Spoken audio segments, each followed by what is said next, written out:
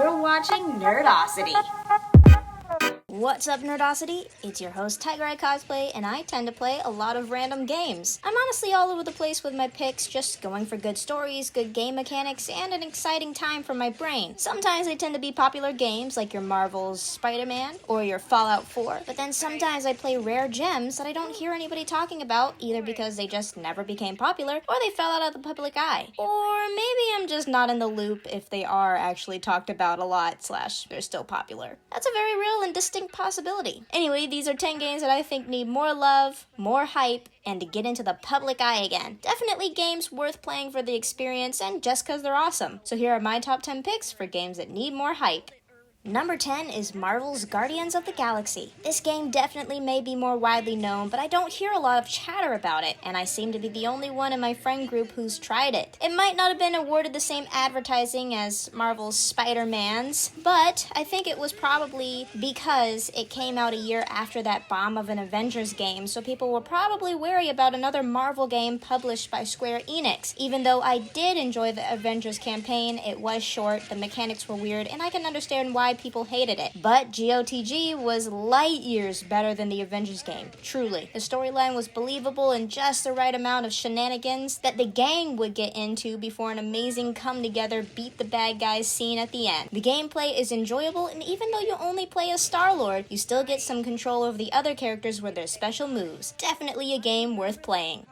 Number 9 is Far Cry Primal. This game didn't even seem popular when it came out, despite it being in the Far Cry series. The only Far Cry game I ever hear about now is 6, and that's sad. I tried a couple of Far Cry games, including 6, and I never really got into them, but Primal I've played twice and platinumed it. Honestly, it was such an innovative game at the time, something rarely heard of, and it almost felt like a different beginning for the assassins in Assassin's Creed. The gameplay was diverse and enjoyable, with different play routes for you to take from brute force, stealth, or something in between. Plus, you get to tame many animals and pet them all as well, so that's always a plus. Can you believe you get to ride bears, mammoths, and saber-toothed tigers? Well, you do, and that's reason enough to play the game, if not for the enjoyable story as well. Number 8 is Mad Max. Now this game probably hasn't been talked about in a while, and was most likely made to feed off the success of the Fury Road movie, and based on movie games tend not to be good. Thankfully, this game was not based on the movie. It was its own iteration of the series. It felt like The Last of Us's younger, car-fanatical, and slightly deformed cousin in the way of the stealth gameplay and the survival aspect, but that's where the similarities stop. I'm not crazy enough to say that it was just as good as The Last of Us, but I did have a great time making my car the best it could be, tearing down bad guys, and getting revenge. The storyline was fun, and the gameplay worked well with the car bits and the walking/fighting bits in tandem. Number 7 is Hitman Absolution. This was the last campaign version of the Hitman series before it just became kill this person in this place with no rhyme, reason, or story. And I loved it. It was so fun to try and escape the organization that made you a hitman while trying to save the person you stepped out for, and kill a bunch of people along the way. It made you think a lot of the time on how to get your kills done in the stealthiest way possible without alerting anyone, while giving you some freedom on how to do it. Even though the new games are really fun, I like the structure of the story and the gameplay mechanics of the stealth combined with disguises and instinct, which is like Eagle Vision in Assassin's Creed. If you like stealth, violence, and good stories, you'll definitely enjoy this game.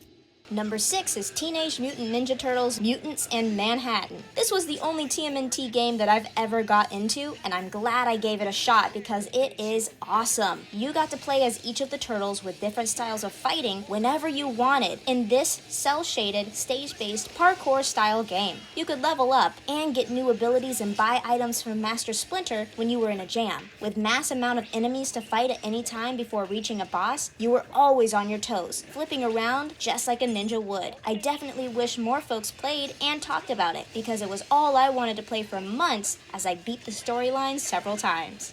Number 5 is Coffee Talk. This game probably isn't popular only because you can platinum it in about 8 hours, so it's a very short game. But don't let that stop you from playing it. Seriously, I was looking for another visual novel to get into, and I'm glad I found it because the story is super cute and interesting to go through, with a little twist at the end. And you learn everything just by running a coffee shop and giving good drinks to troubled people. It's definitely a game to play if you want something slow-paced, coffee-filled, and story-driven.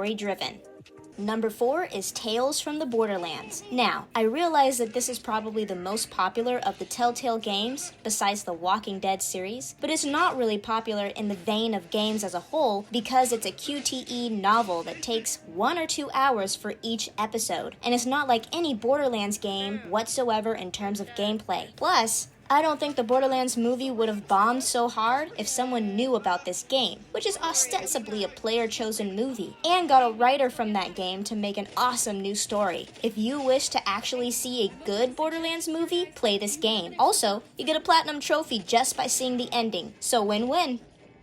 Number 3 is The Quarry. This one might have been popular, but I literally never heard of it until I saw it in GameStop and realized it was by the same people who did Until Dawn. And it had Brenda Song. Win-win. Again, just like number 4, this is a QTE horror novel where the outcome of the story is based on your choices. And what a story it is. Werewolves at camp? Certainly 2 horror cliches bundled together in one awesome game that had you shocked at every turn. If you liked Until Dawn, the actual popular game hyped enough to get its own movie, which is definitely going to be bad, then you will like The Quarry. Number 2 is Marvel's Midnight Suns. The only reason I played this game was because it was massively on sale for the deluxe edition, so I bit the bullet and bought it, and I'm so glad I did. With bokus of content and story, I spent a whole month just happily chewing through this game. If you were like me and the reason you didn't give it another thought when it first came out was because the gameplay was turn-based and deck building, then maybe give it another shot because it actually works well with the game, and it's actually much more than that. You also get to control your character out of combat, and you can level up just like regular games. But you also get to build relationships with 18 different Marvel characters for fun storylines, and the main storyline is so intriguing, you'll definitely want to see what happens next. I promise the gameplay is actually very well done, and the way the whole thing is animated and how you string moves together with your team is just plain fun. I recommend it highly. Last but not least is number 1, Ghostwire Tokyo. This game came to PlayStation the same day as Tiny Tina's Wonderlands and Kirby and the Forgotten Land on Switch, so they were all released at the same time. So it definitely got overshadowed. Plus, the different style of gameplay and different style of story didn't help either, but it was truly a masterpiece of a game in its own right. I loved the story and how the game utilized almost all aspects of the PlayStation 5, and the gameplay is actually really fun once you get the hang of it. It was equal parts intense, scary, and surreal, making it easier to digest since I'm not a horror girly. I actually enjoyed learning about Japan's horror monsters, considering they are staunchly different than American monsters, but just as freaky. It was also very nostalgic for me since I just came back from Japan after living there for about 6 months, so it was nice to see the Tokyo scenery despite it being devoid of life. This is definitely a game to play just for the different experience and the story. Plus, it's not so hard to platinum.